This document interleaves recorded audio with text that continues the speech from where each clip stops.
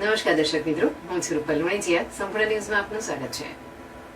વડાપ્રધાન નરેન્દ્રભાઈ મોદીની પ્રેરણા હેઠળ ભારત સરકારના જળશક્તિ મંત્રાલય દ્વારા અમલમાં મુકાયેલ જળશક્તિ અભિયાન કેચ ધ રેઇન 2025 અભિયાન અંતર્ગત બનાસકાંઠા જિલ્લામાં જળ સંચય જનભાગીદારી અભિગમને કેન્દ્રમાં રાખી રિચાર્જ કુવા નિર્માણના કાર્યનો આજ શુક્રવારથી એટલે કે આજથી શુભારંભ થયો છે. વડાપ્રધાનના માર્ગદર્શનમાં શરૂ થયેલ કેચ ધ રેઇન અભિયાન અંતર્ગત જળ સંચય જનભાગીદારી નેમ સાથે મુખ્યમંત્રી ભૂપેન્દ્ર પટેલે, કેન્દ્રીય જળશક્તિ મંત્રી સી.આર. પાટીલ, વિધાનસભાના અધ્યક્ષ શંકરભાઈ ચૌધરી સહિત મંત્રીઓ અને મહાનુભાવોની વિશેષ ઉપસ્થિતિમાં બનાસકાંઠા જિલ્લાના દાંતીવાડા તાલુકામાં ચોડુંગરી ગામ ખાતેથી રિચાર્જ કુવા નિર્માણનો શુભારંભ કરાવ્યો હતો.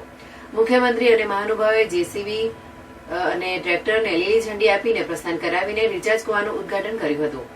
આ કાર્યક્રમમાં કેબિનેટ મંત્રી બળવંતસિંહ રાજપૂત, રાજ્ય ગૃહમંત્રી હર્ષભાઈ સંઘવી, સાંસદ ભરતભાઈ ડાભી, બાબુભાઈ દેસાઈ, સર્વે ધારાસભ્યો અનિકેતભાઈ ઠાકર, કિશોરજી ચૌહાણ, સ્વરૂપજી ઠાકોર, માવજીભાઈ દેસાઈ, જળશક્તિ એમડી અર્ચના વર્મા, જિલ્લા કલેક્ટર મિહિર પટેલ, જિલ્લા વિકાસ અધિકારી એમ.જે. દવે સહિત વિવિધ અધિકારીઓ, મહાનુભાવો અને બહોળી સંખ્યામાં ખેડૂતો ઉપસ્થિત રહ્યા હતા. દેશના પ્રધાનમંત્રી મોદી સાહેબે કેચ ધ રેન એક અભિયાન પૂરા દેશમાં ચાલુ કર્યું છે અને ગુજરાતે પણ આ કામને ઉપાડી લીધું છે. આજે બનાસ ડેરી દ્વારા આ કામનો શુભારંભ કરવામાં આવ્યો છે, જેમાં 25,000 કરતાં વધુ આવા કૂવા બનાવીને લોક ભાગીદારીથી બનાસની જે પાણીની અછત છે તેને રિચાર્જ દ્વારા ઉકેલ કરવાની દિશામાં એક પ્રયત્ન બનાસ ડેરી પણ કરી રહી છે. રાજ્ય સરકારે ઘણા બધા કામો હાથ ઉપર લીધા છે, ખાસ કરીને તળાવ ઊંડા કરવાનું કામ, કાંસ દ્વારા બોરવેલને રિચાર્જ કરવાનું કામ હોય, નવા બોરવેલ જ્યાં પાણીના વહેણ છે ત્યાં બનાવવાની બાબત હોય, ચેકડેમ બનાવવાની બાબત હોય, ખેત તલાવડી બનાવવાનું હોય, ઘણા બધા અભિયાનો લીધા છે. પરંતુ આ બિલકુલ ઓછા ખર્ચે થઈ શકે તેવું આ કામ છે. 4x4નો એક કૂવો બનાવીને 8 ફૂટ જેટલો ઊંડો, જ્યાં રિચાર્જની ક્ષમતા જે જમીનની અંદર છે ત્યાં, અને ત્યાં ગ્રીલ, મોટા પથ્થર, તેનાથી મોટા પથ્થર, એ ટાઈપનું એક લેયર બનાવી અને સાદી સિસ્ટમથી વોટર રિચાર્જનું ખૂબ કામ કરી શકાય. એટલે ખેતરનું પાણી ખેતરની અંદર જ જમીનમાં ઉતારવાનું કરી શકાય. ઘરમાં ધાબા ઉપરનું પાણી આવતું હોય એને પણ ઘરની બાજુમાં બનાવીને જમીનની અંદર ઉતારવાનું કામ કરી શકીએ. બનાસની ધરતી ઉપર હજારો વર્ષથી જે પાણી સંગ્રહાઈને પડ્યું હતું એ પાણી છેલ્લા 100 અંદર 100 વર્ષમાં લગભગ ખેંચી લીધું છે. તો જો હવે એને રિચાર્જ કરીને ફરી ધરતીને પાણી આપવાનું કામ ન કરીએ તો આવનારી પેઢી માટે પાણી નહીં બચી શકે. એટલે આ અભિયાન એ માત્ર સરકારનું અભિયાન નહીં, પરંતુ જન અભિયાન બની જાય અને દરેક નાગરિક આની અંદર જોડાય તેવો અમારો પ્રયત્ન છે. 50% ખર્ચ, એક કૂવો બનાવવાનો જે 4800 રૂપિયા જેટલો ખર્ચ આવે છે, એમાં 50% ખર્ચ બનાસ ડેરી આપશે, 50% વ્યક્તિ જે તે પોતાના ખેતરમાં બનાવે છે તે કરશે. એ પ્રમાણે અત્યારે પ્રાથમિક તબક્કા ઉપર 25,000 જેટલા બનાસ ડેરી દ્વારા બનાવવા માટેનું કામ છે અને રાજ્ય સરકાર અને જિલ્લા વહીવટી તંત્રએ પણ એક મોટો ટાર્ગેટ આપ્યો છે. તો સરકારી વિવિધ યોજનાઓનો સમાવેશ કરીને એક આ કામને ઓર તેજ ગતિથી આગળ વધે તે માટેનું એક અભિયાન લીધું છે.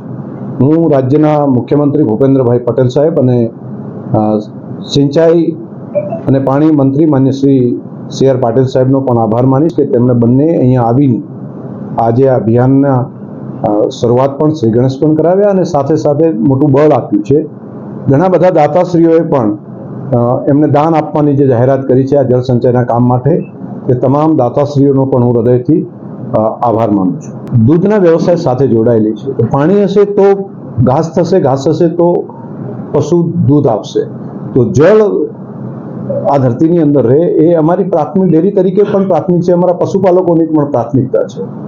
તો અમે પશુપાલકોને સાથે જોડીને મેં જે અગાઉ કહ્યું એ પ્રમાણે 50% ખર્ચ બનાસ ડેરી આપશે અને 50% ખર્ચ જે તે પશુપાલક ખેડૂત જે અરજી કરશે, જે જગ્યા ઉપર નિકાલ થઈ શકે એવું હશે તે તમામ લોકોને અમે આની અંદર જોડવાનું કામ કરી રહ્યા છીએ. આ કામ જલ અભિયાન તરીકે થવું જોઈએ અને 2-3 વર્ષને અભિયાન તરીકે ચલાવીએ અને પછીના 10 વર્ષ જો એક પ્લાન સાથે જો આગળ વધીએ તો ફરી પહેલા હતું એવું ધરતીમાં પાણી આપણે કરી શકીએ. વરસાદનું પાણી ઘણું બધું થાય છે, અહીંયા પડે છે, પરંતુ એ પાણી રણમાં વહી જાય છે, તો એને રોકવાનું કામ. બીજું જે તમે વાત કરી સીડબોલનું અને વૃક્ષારોપણનું, તો આ પણ પ્રકૃતિનું સાથે સાથેનું જ એક કામ છે. દર વર્ષે 50 લાખથી વધારે વૃક્ષો વાવવાનું કામ એ નર્સરીમાંથી છોડ લાવીને બનાસના શાળા, સ્મશાન, મંદિર, ખેતરના કિનારે, ઘરની આજુબાજુ ફળાવ ઝાડ સહિત વાવવાની વ્યવસ્થા આપણે ઊભી કરી. પરિણામ એ આવ્યું કે છેલ્લા 7-8 વર્ષની અંદર જ આજે કેરી બનાસકાંઠાની અંદર થવા માંડી છે. પહેલાં કેરી આપણે બહારથી લાવતા હતા, હવે અહીંયા થાય છે. હવે જાંબુ પણ અહીંયા થવા માંડ્યા, લીંબુ પણ અહીં થવા માંડ્યા છે. તો બનાસ એક ફળાવ ઝાડ માત્ર 8-10 વર્ષના સમયગાળાની અંદર આપણે કરી શક્યા.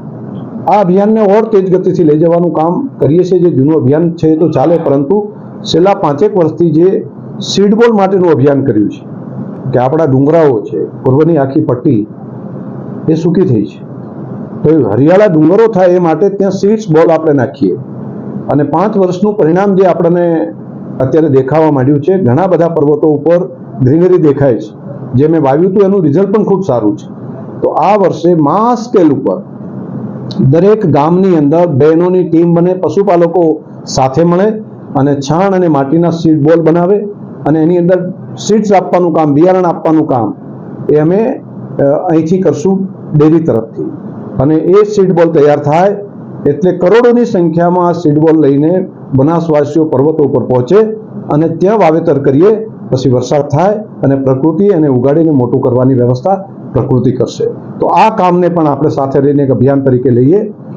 ઝાડ હશે પર્વતો ઉપર તો વાદળો ત્યાં અટકશે, વરસાદ પણ આવશે. એ વરસાદ જિલ્લાના નીચાણવાળા વિસ્તાર સુધી આવશે. તો જળ સંચયની સાથે સાથે વૃક્ષારોપણનું કામ પણ પ્રકૃતિના સંવર્ધનનું કામ છે. ઓક્સિજનના ફેફસા આપણી બનાસની ધરતીને આપણે બનાવી શકીએ. તો એક ખેતરના શેઢાનું અભિયાન લીધું હતું 10 વર્ષમાં, તો અત્યારે દરેક ખેતરના શેઢે લીમડાઓ દેખાય છે. આપણે પ્રત્યક્ષ રૂપે જોઈ શકીએ છીએ કે માત્ર 5-7 વર્ષની ઉંમરના લીમડાઓ કરોડોની સંખ્યાની અંદર બનાસની ધરતી ઉપર થઈ ગયા છે.